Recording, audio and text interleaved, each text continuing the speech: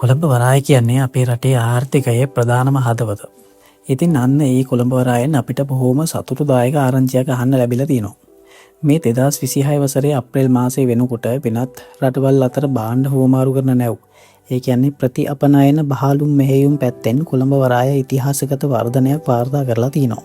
පසුගිය 2025 වසරට සාපේක්ෂව මේ වසරේ අප්‍රේල් මාසයේ විතරක් බහලුම් මෙහෙයුම් 122.6කින් ඉහළ ගිහින් තිබීම ඉතාම විශේෂත්වයක්.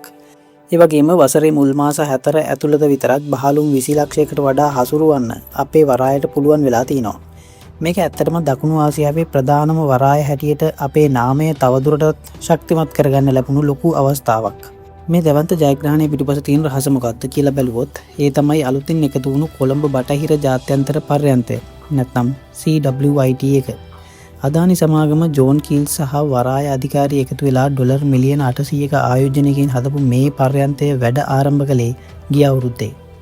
කොළඹ වරායේ තදබදය අඩු කරන්න මේ පූර්ණ ස්වයංක්‍රීය ගැඹුරු මුහුදු පර්යන්තයේ ලොකු පිටුවහලක් වුණා. පුදුම හිතන දේ තමයි ගිය අවුරුද්දේ ආරම්භක මාසයට සාපේක්ෂව මේ අවුරුද්දේ අප්‍රේල් මාසයේ වෙනකොට මේ පර්යන්තයේ බහලුම් හැසිරවීම 100% ගණනකින් ඉහළ ගිහින් තියෙනවා. කෙටියෙන්ම කිව්වොත් වරායේ මුළු වර්ධනයෙන්ම වැඩි බරක් ඇදලා තියෙන්නේ මෙන්න මේ අලුත් පර්යන්තයයි. මේ අලුත් වෙනස එක වරායේ අනිකුත් පැරණි පර්යන්ත අතරේ වැඩ කටයුතු බෙදී යාමේ වෙනසක් වෙලා තියෙනවා. ලොකුම බහලුම් ප්‍රමාණයක් හසුරුවන CICT පර්යන්තය සහ රජයට අයත් JCT ECT වැනි පර්යන්තවල මෙහෙයුම් කටයුතු සුළු වශයෙන් අඩු වෙද්දී SAGT පර්යන්තය පැත්තෙන් යම් ප්‍රකෘති වීමක් පෙන්눔 කරනවා. හැබැයි මේ හැමදේම අතරේ අපේ රටේ ජාත්‍යන්තර වෙළඳාම පැත්තෙනුත් හොඳ ප්‍රවණතාවයක් දකින්නට ලැබෙනවා.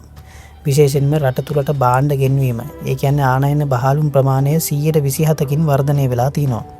ඒ වගේම අපේ අපනයන කටයුතුත් සුළු වශයෙන් හෝ ඉදිරියට ගිහින් තියෙනවා. මේක රටේ වෙළඳපොළ සක්‍රිය වෙමින් තියෙන බවට හොඳම සාක්ෂියක්.